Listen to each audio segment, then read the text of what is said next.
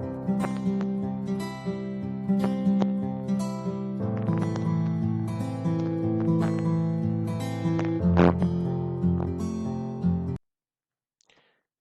आया नहीं और इनकम टैक्स का परेशानी शुरू। कितना टैक्स बनेगा, क्या टैक्स कटेगा, कैसे हम सेविंग्स कर सकते हैं।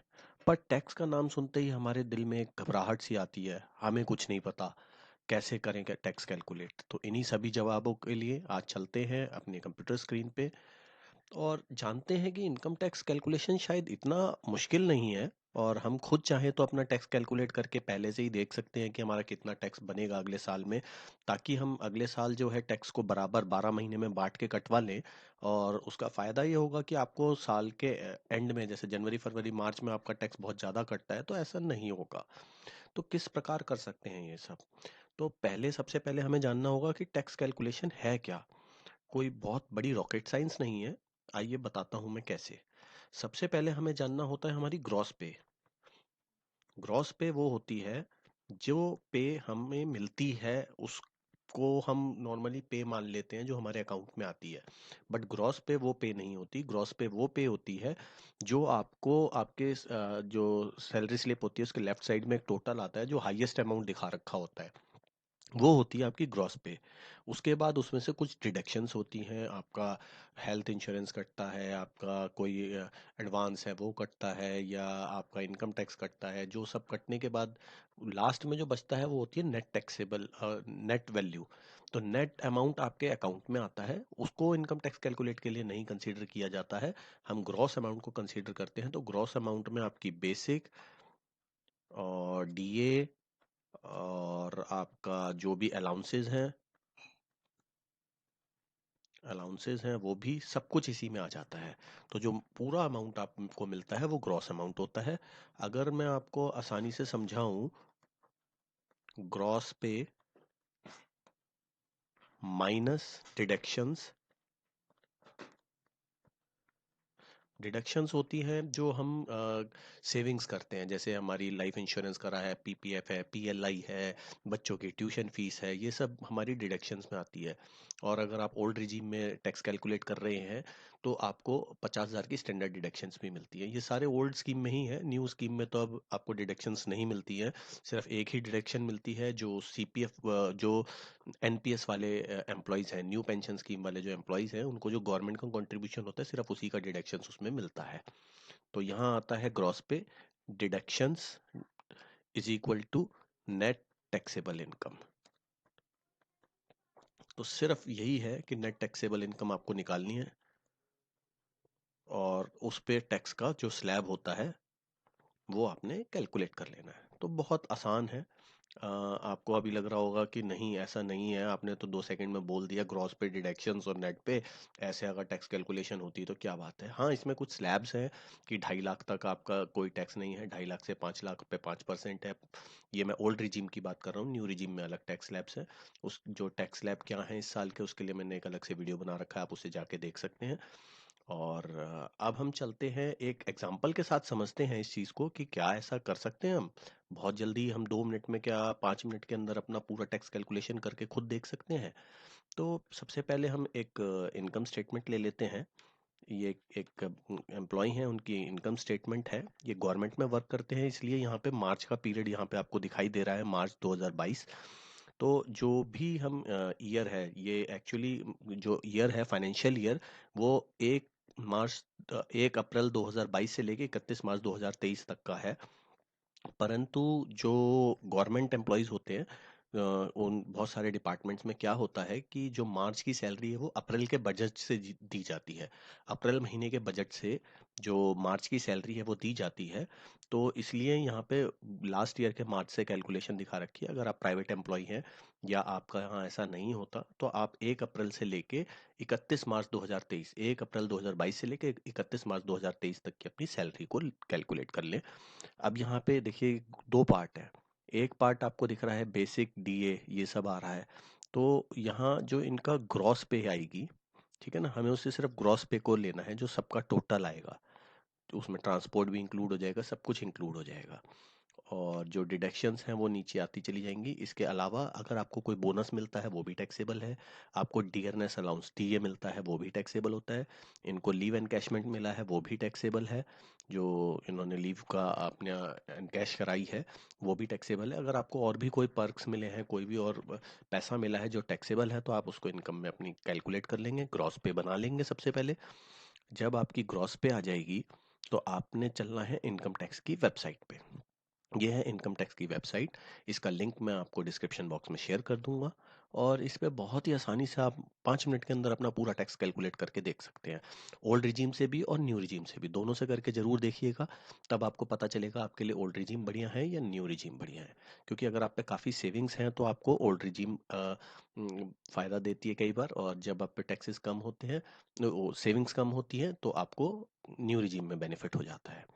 तो सबसे पहले आता है असेसमेंट ईयर। असेसमेंट ईयर 2022-23 के टैक्स के लिए 23-24 होता है। असेसमेंट ईयर जिस ईयर का आप इनकम टैक्स भर रहे हैं उससे अगला ईयर होता है।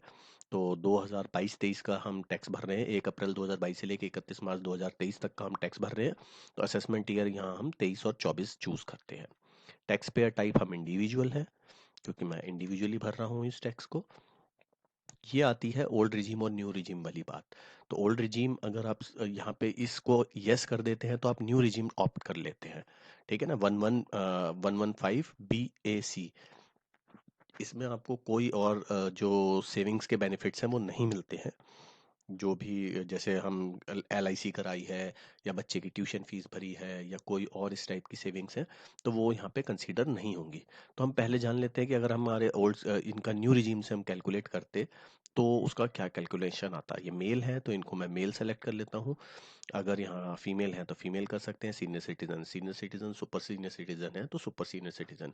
क्योंकि सीनियर सुपर सीनियर सिटीजन वगैरह के टैक्स स्लैब्स अलग है, तो उससे इनकम टैक्स कैलकुलेशन बदल जाती है। रेजिडेंट है, इनकी हमने जब अभी ग्रॉस इनकम देखी थी तो वो थी 7,10,308 रुपये। तो 7,10,308 रुपीज़। ठीक है। अब इनके पास कोई ज़्यादा सेविंग नहीं है, इन्होंने सिर्फ 1.5 लाख रुपए का अपना जीपीएफ सेव करते हैं। तो इनका सीधा सीधा हिसाब है कि 1.5 लाख की जीपीएफ, क्योंकि यहाँ पे अब 80C आएगा ही नहीं। आप देख लीजिए डिडक्शंस का कोई ऑप्शंस नहीं आ रही हैं। यहाँ पे ये डिडक्शंस वाला कॉलम होता है। यहाँ डिडक्शन में सिर्फ एक ही ऑप्शन आती है, एनपीएस न्यू पेंशन स्कीम की जो डिडक्शंस होती है वो वाली डिडक्शंस आती हैं। उसके अलावा कुछ नहीं आएगा। ठीक है ना, ये देख लीजिए, बाकी कोई नहीं आ रहा है इसमें ऑप्शन। और अब इसके ऊपर हम इनका टैक्स देखें तो इनका टैक्स आ रहा है 33,531 रुपये, 33,531 रुपीज़। अब हम इसको कैलकुलेट करते हैं ओपीएस सॉरी ओल्ड रिजीम के साथ। तो ओल्ड रिजीम के साथ करने के लिए हमें यहाँ पे क्या करना होगा, इसे कमेंट बॉक्स में बताइए क्या करना होगा। हमें इसे यहाँ नो कर देना होगा। हाँ जी।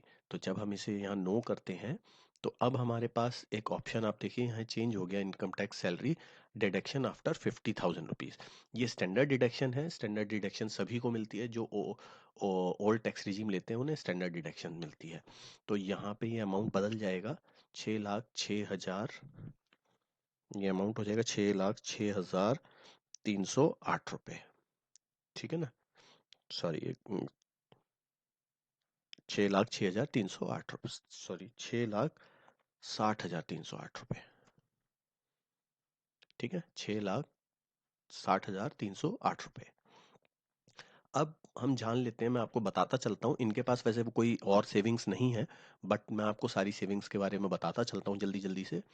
Income from house property. Income from house property वो होती है कि अगर आपके पास कोई प्रॉपर्टी है और आपने उसको लेट आउट कर रखा है या आपने उसे खाली भी छोड़ रखा है, तो उसका कुछ डीम्ड रेंट माना जाता है, वो आप कमा रहे होंगे। और अगर आपने हाउसिंग लोन ले रखा है तो उसका इंटरेस्ट जो पार्ट होता है मैक्सिमम 2 लाख रुपए तक का आपको उसमें बेनिफिट मिलता है। आप इनकम टैक्स की रिबेट के लिए कैलकुलेट कर सकते हैं। ठीक है ना, तो वो सारी चीज़ें यहाँ डलती हैं। अगर लोन है, लोन का इंटरेस्ट यहाँ डलेगा। सेल्फ ऑक्यूपाइड प्रॉपर्टी है तो उससे अगर कोई इनकम है वो यहाँ डलेगी। ठीक है ना, लेट आउट प्रॉपर्टी है, रेंट आ रहा है, तो रेंट कैलकुलेशन अलग तरीके से होता है। उसकी मैं आपको अलग से एक वीडियो डाल दूंगा कि रेंट किस प्रकार से कैलकुलेट होता है, तो आप वो भी डाल सकते हैं यहाँ पे। ठीक है, अब आ जाते हैं हम नीचे।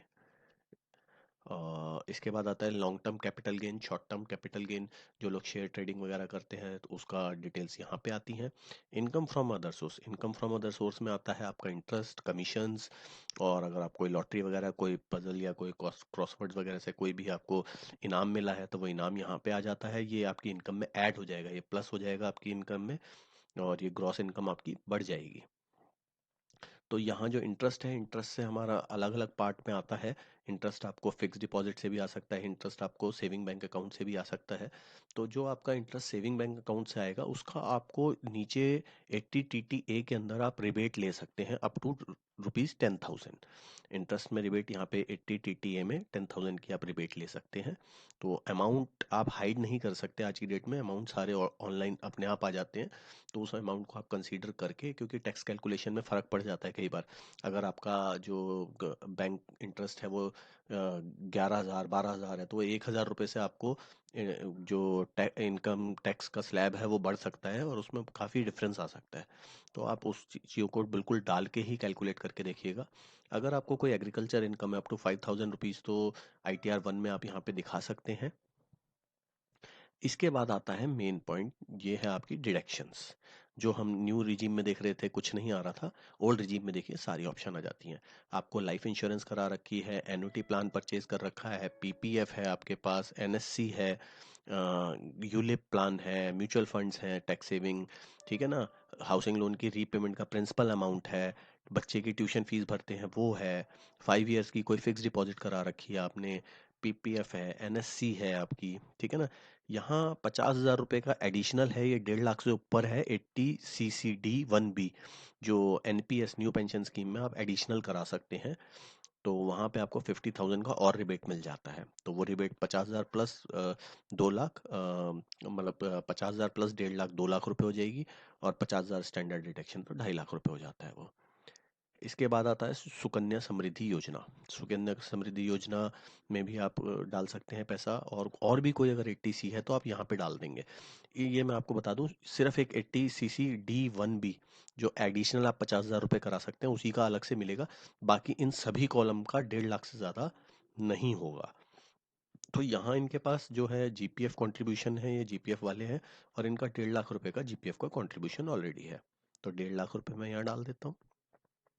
इसके बाद हम नीचे चलते हैं और क्या क्या डिडक्शंस होती हैं। 80D, तो 80D में आता है जो आपका हेल्थ इंश्योरेंस का पैसा कटता है। अगर आपके ऑफिस से कटता है तो आप वो अमाउंट डाल दीजिए। इनका 3,000 रुपये कट रहा था, मैंने वो डाल दिया है। कोई अगर एक्चुअल पेमेंट है टुवर्ड्स अ मेडिकल ट्रीटमेंट, वो आप यहाँ पे क्लेम कर सकते हैं।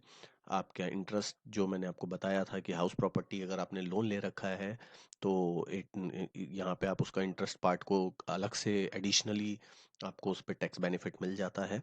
अभी एक आप लोगों के लिए जिन्होंने इलेक्ट्रिक व्हीकल लिया है उनके लिए एक बहुत बड़ी खुशखबरी है कि उनको भी 1.5 लाख रुपए तक 80 EEB में अलग से रिबेट मिल जाती है। उसके अलावा अगर आप कोई डोनेशंस करते हैं, जैसे PM relief fund, CM relief fund, या किसी NGO को आप करते हैं जो शेड्यूल्ड है, जिसके पास 12A80G का रजिस्ट्रेशन होता है, तो उसको आप जब देते हैं कोई पैसा डोनेट करते हैं तो उसकी स्लिप मिलती है, आपको उसे संभाल के रखना होता है, और वो आप यहाँ पे क्लेम कर सकते हैं। इसके अलावा 80DD होता है, जिसमें अगर किसी को मेडिकली फिजिकली चैलेंज है कोई, तो उसको मिल जाता है 75,000। अगर उसकी जो सीवियरिटी है वो ज़्यादा होती है डिसेबिलिटी की, तो उसे 2.25 लाख रुपए 1,25,000 तक मिल जाता है। अगर नॉर्मल है तो 75,000, और अगर वो सीवियर है तो 1,25,000। इसके बाद अगर आपने अपने बच्चे के लिए हायर एजुकेशन के लिए लोन लिया है तो 80E में उसका जो इंटरेस्ट पार्ट है आप उसे क्लेम कर सकते हैं। और अगर आपका इंटरेस्ट लोन रेजिडेंशियल हाउस से है उसको भी आप कर सकते हैं, ठीक है ना। तो इस प्रकार से बहुत सारी, अब 80U में आ जाता है पर्सन विद डिसेबिलिटीज, और 80D में था मेडिकल ट्रीटमेंट का, और 80U में है डिसेबिलिटी का, ठीक है ना। तो अगर वो उसका कोई मेडिकल ट्रीटमेंट हो रहा है और वो सीवियर है तो उसका, और इनका दोनों का जो क्लेम वो है वो सेम ही है, 75,000 और 1,25,000। तो इनका इस टाइप की कोई सेविंग नहीं है, इनकी सिंपल सिंपल सेविंग्स हैं, सिर्फ दो ही सेविंग है। 1.5 लाख रुपए इनका GPF में कटता है, 3,000 रुपये इनका मेडिकल इंश्योरेंस कटता है। तो अब हम जानते हैं इनका कितना टैक्स बन रहा है। तो इनकी जो नेट टैक्सेबल इनकम आई, मैंने आपको बताया था gross pay minus deduction is equal to next net taxable income. तो ये आ गई नेट टैक्सेबल इनकम 5,07,308 रुपए। अब 5 लाख रुपए तक कोई टैक्स नहीं है। मैंने बताया था 2.5 लाख, और 2.5 लाख से ऊपर अगले जो 2.5 लाख है, अगर वो आपके पूरी 5 लाख की इनकम है तो 12,500 रुपये तक का आपका जो टैक्स है वो पूरा बच जाता है। तो यहाँ इनको मैं ये कहूँगा कि वो अपनी थोड़ी सी सेविंग्स कर लें, और अगर अपनी वो थोड़ी सी सेविंग्स बढ़ा सकते हैं तो वो बढ़ा लें, तो उनको यहाँ पे बेनिफिट मिल जाएगा। अब यहाँ हम जानते हैं कि वो कहाँ बढ़ा सकते हैं। वो जीपीएफ में बढ़ाएं, कोई फायदा नहीं होगा, क्योंकि 1.5 लाख रिबेट पहले ही ले चुके हैं। बच्चे की अगर वो ट्यूशन फीस दिखाते हैं, उसका भी कोई बेनिफिट नहीं मिलने वाला, क्योंकि वो 1.5 लाख के अंदर जाएगा। वो अगर बैंक में फिक्स डिपॉजिट कराते हैं तो भी उन्हें कोई बेनिफिट नहीं मिलने वाला। वो पीपीएफ में डाल देते हैं पैसा तो भी नहीं मिलेगा। उनकी कोई लाइफ इंश्योरेंस प्रीमियम होती तो भी नहीं मिलेगा, क्योंकि 1.5 लाख की मैक्सिमम कैप है 80C में। तो अब ये कैसे बढ़ा सकते हैं इसको? तो इनके पास सिर्फ दो ही ऑप्शंस जो मुझे अभी फिलहाल समझ आ रही हैं, वो मैं आपको बता रहा हूँ, क्योंकि मैं कोई टैक्स एक्सपर्ट नहीं हूँ। तो मैंने जो सीखा है मैं उसी से आपको बता रहा हूँ कि यहाँ उनके पास एक ऑप्शन है। अगर वो यहाँ पे लगभग 7 साढ़े 7 हज़ार रुपए की अपनी सेविंग्स कर लेते हैं, यानी 80D मेडिकल इंश्योरेंस करा लेते हैं वो अपना, तो उनको ये बेनिफिट मिल जाएगा। 3 हज़ार का तो ऑफिस से कट रहा है, अगर वो 7,500 का खुद कर लेते हैं, यानी कि हम अगर इसे कर लें 10,500, जैसे ही हम 10,500 का उनका मेडिकल करा देते हैं, मान लीजिए 7,500 रुपये का वो अपना मेडिकल प्रीमियम भर देते हैं, जो कि क्या नाम है, कैश मोड में नहीं हो सकता किसी भी कारणवश। उसका आपको या तो ऑनलाइन पेमेंट करनी होगी या चेक से पेमेंट ही करनी मैंडेटरी है। तो देखिए यहाँ पे उनका 5 लाख से नीचे ग्रॉस इनकम आ गई है। ये जो इनकम इनकी 5 लाख से नीचे हुई है, उससे अब इनका टैक्स हो गया 12,400। मैंने आपको बताया था 87A में उनको रिबेट मिल जाएगी और इनका जो टैक्स है वो पूरा जीरो हो जाएगा। ये अब इनका टैक्स बिल्कुल जीरो हो गया, इनको कोई भी टैक्स नहीं लग रहा है। ठीक है ना, टैक्स लाइबिलिटी इनकी जीरो हो गई। तो एक तो ये जगह हो गई। अब मान लीजिए, वैसे तो सबसे बेस्ट यही रहता है, क्योंकि आप अगर हेल्थ इंश्योरेंस करा लेते हैं तो आपको एक एडिशनल बेनिफिट मिल जाता है। आप जाके कहीं भी प्राइवेट में दिखा सकते हैं, जहाँ पे भी आप चाहें। अगर आप नहीं कराना चाहते तो आपके पास एक ऑप्शन और है कि आप 80G, जैसे PM relief fund, CM relief fund, इसमें आप वो पैसा डाल दीजिए। तो यहाँ अगर हम 7,500 रुपये डाल दें तो इनका टैक्स फिर दोबारा से ज़ीरो ही हो जाएगा, क्योंकि वही अमाउंट आ जाएगा, है ना। तो अगर ये पैसा नहीं डालते, अब यहाँ देखिए इन्हें कितना बेनिफिट होने वाला है। मात्र 7,500 रुपये खर्चने से इनको 14,000 रुपये, यानी कि हायर एजुकेशन सेस लगा के 14,500 रुपये का बेनिफिट होगा। तो मतलब 50% पैसा इन्वेस्ट करके, और उसको आप उसका फ़ायदा भी उठा सकते हैं अगर आप मेडिकल कराते हैं, और साथ साथ आपको यहाँ टैक्स में लगभग 7 साढ़े 7 हज़ार रुपये बचा लेंगे। टोटल 15,000 का टैक्स बचेगा, पर 7.5 आप खर्च रहे हैं तो आप उसको घटा लें, तो टोटल 15,000 रुपये वैसे आप कर रहे हैं, मगर 7.5 का इफेक्ट आपको आ रहा है कि आप टैक्स बचा पा रहे हैं। सरकार ने ये स्कीम्स इसीलिए दी हैं, इतनी सारी सेविंग्स की, आप ये कर लीजिए वो कर लीजिए। तो सरकार इस चीज़ को बढ़ावा देना चाहती है कि आप अपनी हेल्थ को कवर करके रखें। सरकार चाहती है आप इलेक्ट्रिक व्हीकल खरीदें, सरकार चाहती है आप अपना घर बनाएं, सरकार चाहती है कि आप अपनी सेविंग्स की आदतों को बढ़ा के रखें। इसीलिए सुकन्या समृद्धि योजना या पीपीएफ, एनएससी, ये सभी जो योजनाएं हैं वो इसीलिए हैं ताकि आप इनको इनमें पैसा डाल के सेव करें और अपना टैक्स बचाएं। तो अगर आपको मेरा ये वीडियो पसंद आया हो तो आप इसे लाइक करें, शेयर करें, और मेरे इस चैनल को सब्सक्राइब कर दें। और अगर आपको लगता है कि आपकी भी टैक्स कैलकुलेशन पे मैं ऐसी वीडियो बनाऊं, तो आप मुझे नीचे कमेंट बॉक्स में अपनी इनकम स्टेटमेंट भेजें, ताकि मैं उस पर आपको वीडियो बना के भेज पाऊँ। धन्यवाद।